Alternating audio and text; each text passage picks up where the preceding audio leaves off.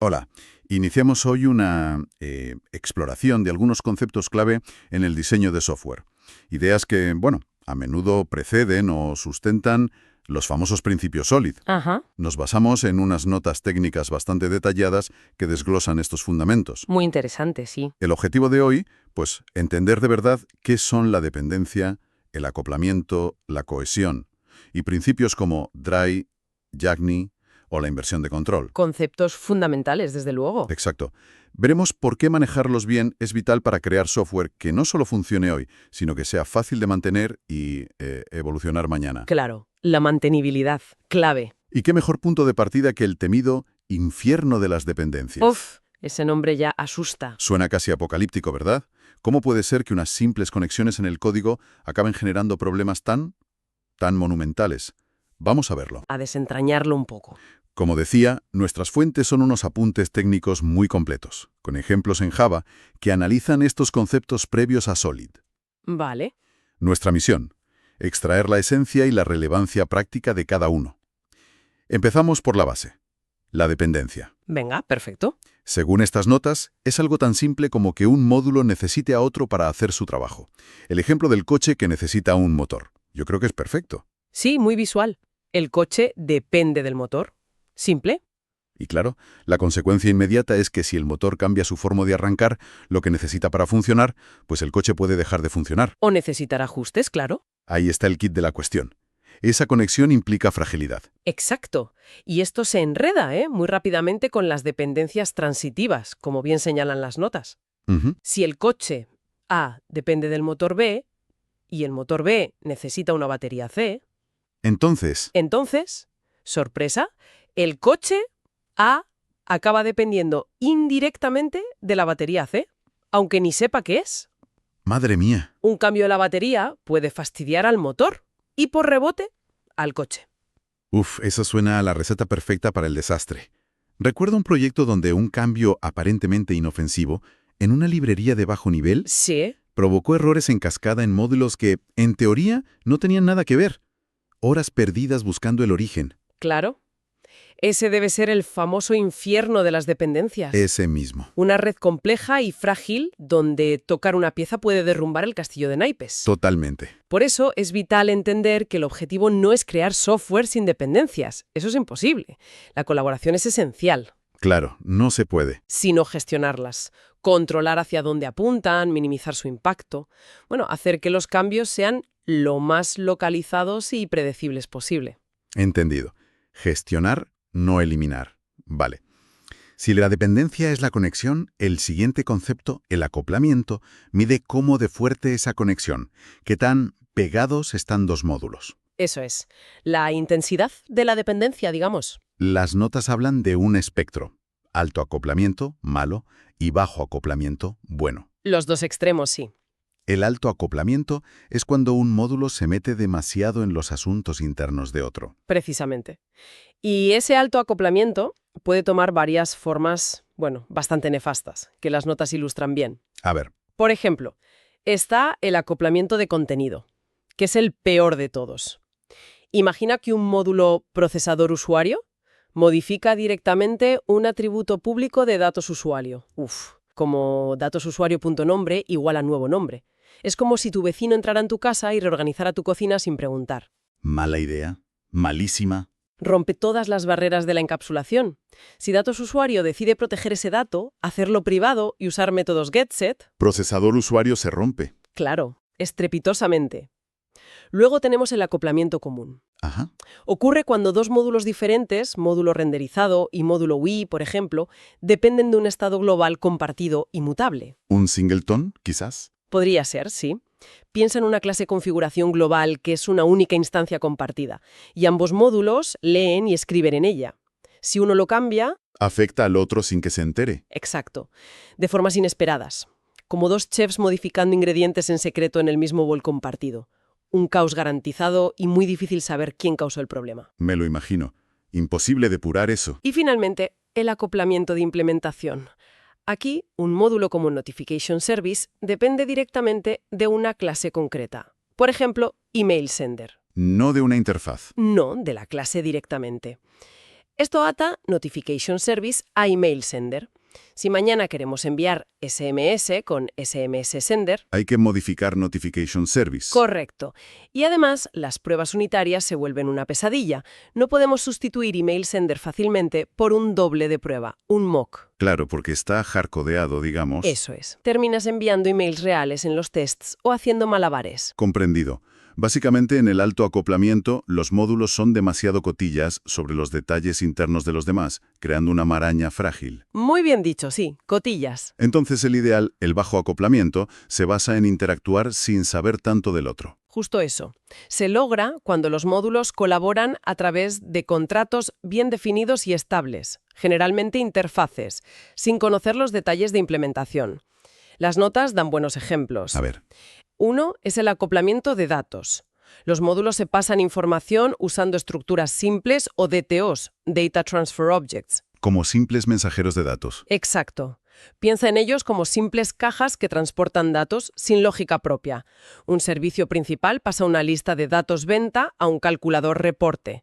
Cada uno hace su trabajo, pero calculador reporte no sabe quién lo llama ni cómo se obtuvieron los datos. Y servicio principal no sabe cómo se calcula el reporte. Nada. Solo le importa el resultado, limpio y efectivo. Vale, ese me gusta. El otro clave es el acoplamiento por interfaz. Un módulo depende de una abstracción, una interfaz como iFormateador. Ajá. Y otras clases implementan esa interfaz, formateador HTML, formateador CSV. El módulo cliente como reporte generator solo sabe que necesita algo que implemente iFormateador. No le importa cuál.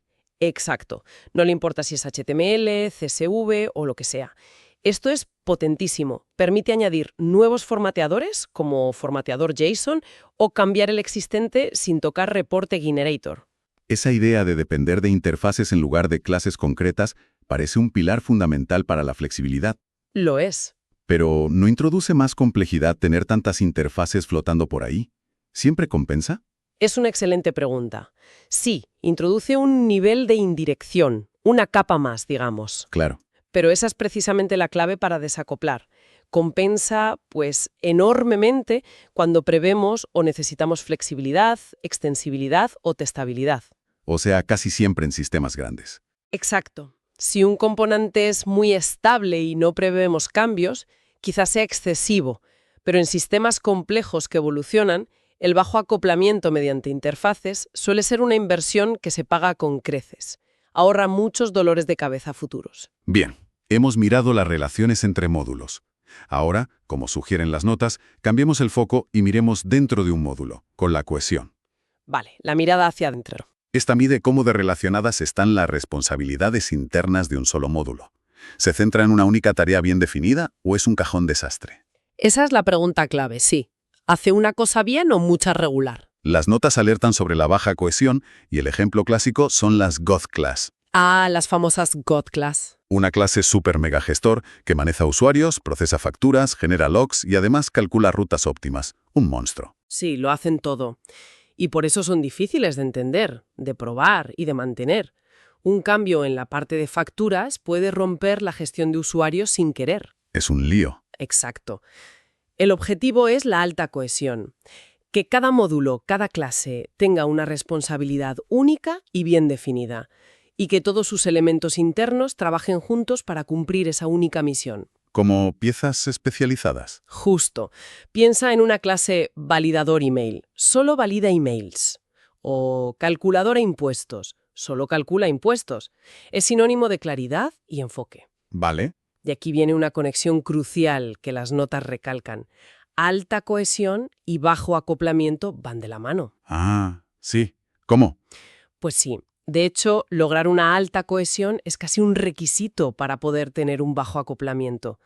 Piénsalo como construir con bloques de Lego. Me gusta esa analogía. La alta cohesión significa tener bloques bien definidos, con una función clara. Un bloque 2×4, un bloque rueda. Cada uno a lo suyo. Eso. Estos bloques son fáciles de conectar limpiamente con otros, eso es bajo acoplamiento, y fáciles de reemplazar.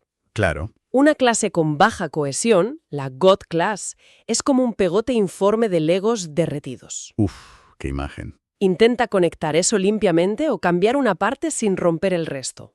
Imposible. Me encanta la analogía de los Legos, es muy visual. Así que, si divides las responsabilidades en clases cohesivas, Aplicando SRP, el principio de responsabilidad única de Solid, que formaliza esto, automáticamente facilitas que las conexiones entre ellas sean más limpias y flexibles, o sea, bajo acoplamiento. esa es la idea fundamental. SRP es la herramienta para conseguir bloques de Lego bien hechos, lo que a su vez permite construir estructuras robustas y fáciles de modificar. Uno lleva al otro. Clarísimo. Pasemos ahora a principios más filosóficos quizá. DRY. Don't repeat yourself. No te repitas. Un clásico. Originado en The Pragmatic Programmer. Las notas insisten en que va más allá de no copiar y pegar código. Mucho más allá. Se trata de no duplicar conocimiento, lógica de negocio. Correcto. La definición formal que citan es reveladora. Cada pieza de conocimiento debe tener una representación única, inequívoca y autorizada dentro de un sistema. Única, inequívoca y autorizada. Vale. Si la regla para calcular el IVA está en el carrito de compra y también en el módulo de facturación, has violado DRY. Has duplicado ese conocimiento. Aunque el código sea distinto. Exacto. El conocimiento es el mismo. Lo contrario de forma humorística es wet. Write everything twice o we enjoy typing. Wet. Y ser wet tiene consecuencias. La más obvia, el riesgo de errores. Si el IVA cambia, ¿te acordarás de actualizarlo en ambos sitios? Seguramente no. Probablemente no. Y tendrás una inconsistencia silenciosa. Tu sistema empezará a mentirse a sí mismo con lógica contradictoria. Qué peligro. Además, el mantenimiento se vuelve un infierno. Buscar y cambiar lo mismo en múltiples lugares es lento y propenso a fallos. El ejemplo de las notas con el cálculo del precio final en Shopping Cart Service y Order Service lo clava. Si cambia el IVA, hay que tocar 2 sitios, o más. Con el riesgo de olvidar uno.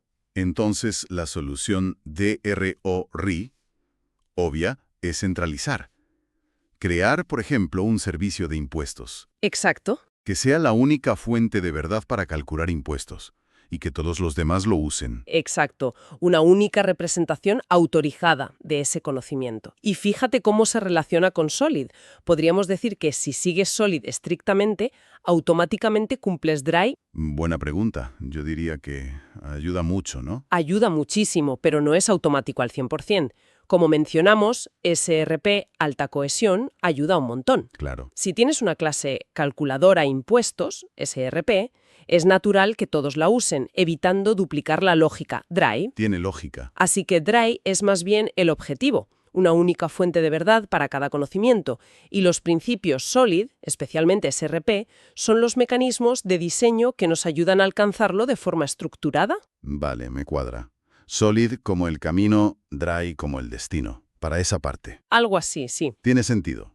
Siguiente principio. Yagni. You ain't gonna need it. No vas a necesitarlo. Este me encanta. Un clásico de Extreme Programming, asociado a Kent Beck. La idea parece simple. Implementa solo lo que necesites ahora. Solo ahora. Lucha contra la tentación de añadir código por si acaso. ¿Cuántas veces he caído en eso de pensar, seguro que esto lo piden pronto? Es una tentación muy común, pero peligrosa. Las notas advierten de los costes de esa especulación. A ver, ¿cuáles? 1. Tiempo perdido. Desarrollas y pruebas algo sin valor actual. Lógico. 2. Complejidad añadida. El código base se vuelve más grande y difícil de entender sin necesidad. Más cosas que mantener. Sí. 3. Coste de mantenimiento futuro. Ese código extra hay que mantenerlo, aunque no se use. Actualizar librerías, refactorizar. Aunque no aporte valor. Exacto. Y 4. Riesgo de error. Lo más probable es que cuando, y si, llega el requisito futuro, sea distinto a lo que imaginaste. Y el código adelantado no sirva. O incluso estorbe. Haya que quitarlo o modificarlo profundamente. Dinero y tiempo tirados. El ejemplo de las notas es un user service donde el requisito es solo login user. Solo eso. Violar Yagni sería añadir ya métodos para exportar a PDF, CSV, etc., porque seguro que harán falta. Claro, la típica sobreingeniería preventiva. La respuesta Yagni es clara. Implementa solo login user. Y punto. Nada más. Pero aquí veo una tensión interesante. ¿No choca Yagni frontalmente con la idea de diseñar pensando en el futuro? ¿Cómo nos anima a hacer Solid? Ahí está el debate. Por ejemplo, con el principio abierto-cerrado, OCP. Podría argumentar que añado la interfaz IUserExporter y una factoría ahora para estar preparado y cumplir OCP. Esa es la tensión clave. Y es un malentendido común. Yagni no dice escribe código malo o no pienses en el diseño. Entonces, Dice, no implementes funcionalidad que no necesitas ahora. Añadir abstracciones complejas como interfaces o factorías para una funcionalidad inexistente, exportar en tu ejemplo. eso es violar Yagni. Exacto. Es sobre ingeniería basada en especulación pura. No hay necesidad real ahora. Vale. La estrategia correcta, como sugieren las notas, suele ser iterativa, muy ágil. ¿Cómo sería? 1. Implementa login user de forma simple, Yagni. Quizás solo la clase user service, y ya está. Simple y directo. 2. Llega el requisito real, exportar a PDF. Vale, pues implementa la exportación a PDF. Quizás aún de forma directa dentro del servicio si es simple o en una clase PDF Exporter que usa el servicio. Ok. 3. Llega otro requisito similar, exportar a CSV. Ajá, ahora tienes una necesidad real y concreta que justifica la abstracción. Ahora sí hay un patrón. Exacto. Este es el momento de refactorizar. Ahora sí tiene sentido crear la interfaz y User Exporter, las implementaciones PDF Exporter y CSV Exporter, y modificar el servicio para usar la interfaz. Aplicando OCP de Solid. Ahora sí, aplicando Solid porque hay una necesidad real de extensión. Y Yagni te ahorra trabajo inicial innecesario. Solid, aplicado cuando surge la necesidad real, asegura la sostenibilidad. Me gusta mucho ese enfoque pragmático. De hecho, Yagni a menudo ayuda a cumplir SRP inicialmente, manteniendo las clases enfocadas. El User Service sin exportadores está más cohesionado. Simple primero. Refactoriza hacia patrones Solid cuando la necesidad real lo justifique. Clarísimo. Nos lleva al último gran concepto. Inversión de control. IOC. IOC, un cambio de mentalidad importante. Este me encanta. La analogía del principio de Hollywood que usan las notas es genial. No nos llames, nosotros te llamaremos. Es perfecta, sí. Normalmente, nuestro código manda. Crea objetos, llama métodos, lo controla todo. El flujo tradicional. Con IOC, el control se invierte. Un framework o un contenedor toma las riendas. Él crea nuestros objetos, los conecta, llama a nuestros métodos. Nuestro código espera la llamada. Cambia totalmente la perspectiva. Nuestro código se vuelve más pasivo en cuanto a la orquestación general. Totalmente. Es un cambio de paradigma fundamental.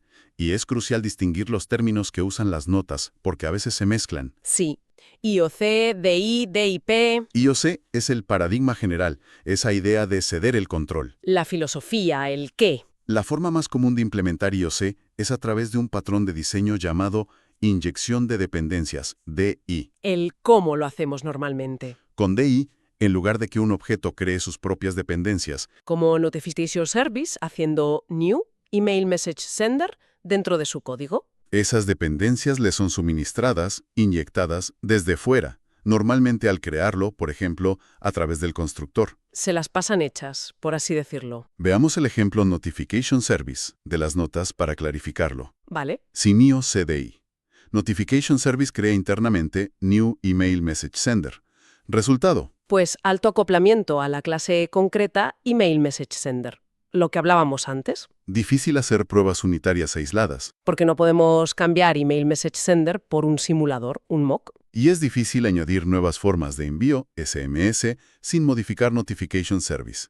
Rígido. Muy rígido. Ahora, con IOCDI. ¿Cómo cambia? Definimos una interfaz y message sender. La abstracción. Exacto. Notification Service declara en su constructor que necesita recibir una implementación de iMessage Sender. No la crea él. Solo dice lo que necesita. Correcto.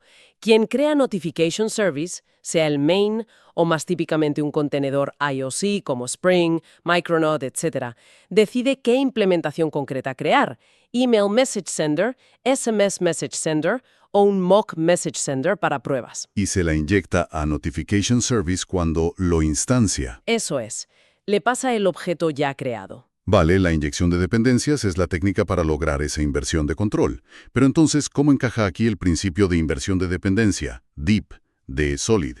Tenemos EOC, DI, DEEP. ¿Suenan parecido? Es la pregunta del millón, sí, y clave para entender el panorama completo. Las notas lo resumen bien. A ver, IOC, inversión de control. Es el paradigma general, la filosofía, el principio de Hollywood. vale.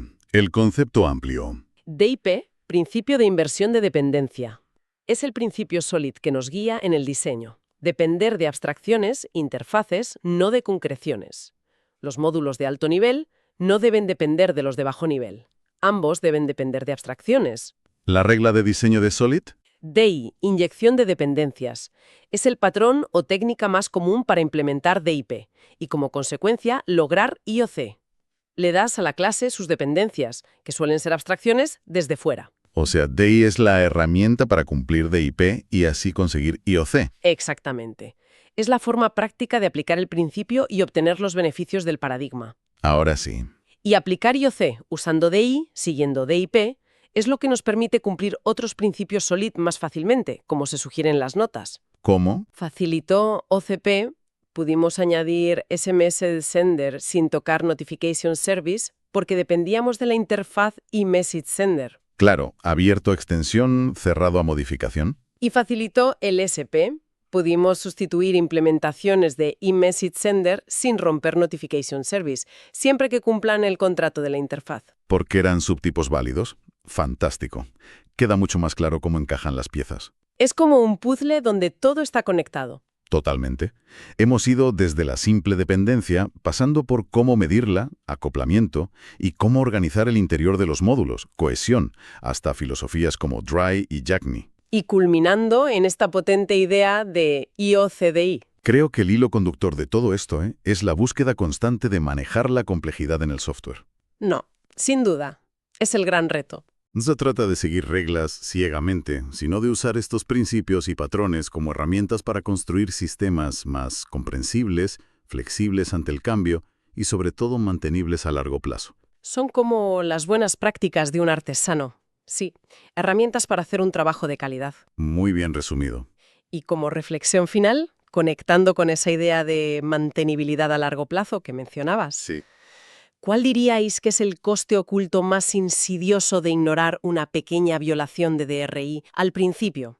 ¿O de aceptar esa dependencia temporal mal gestionada? Esa que dices, ya la arreglaré. Esa misma. ¿Dónde acaba pasando factura de verdad? A menudo no es un fallo inmediato, un bug obvio. No suele serlo. Puede ser algo más sutil. La velocidad del equipo se frena progresivamente. Cada cambio pequeño cuesta un mundo. Incorporar a alguien nuevo se vuelve una odisea porque nadie entiende el código. El sistema se vuelve rígido y frágil, como una casa vieja llena de parches. Se acumula la deuda técnica silenciosamente. Exacto. Ahí dejo la pregunta para pensar en las consecuencias a largo plazo de esas pequeñas decisiones de diseño tempranas. ¿Dónde se paga realmente el precio? Una reflexión muy pertinente, la verdad. Esperamos que esta inmersión en los fundamentos del diseño de software haya sido esclarecedora y útil. Ojalá haya servido. Gracias por acompañarnos y hasta la próxima. Hasta la próxima.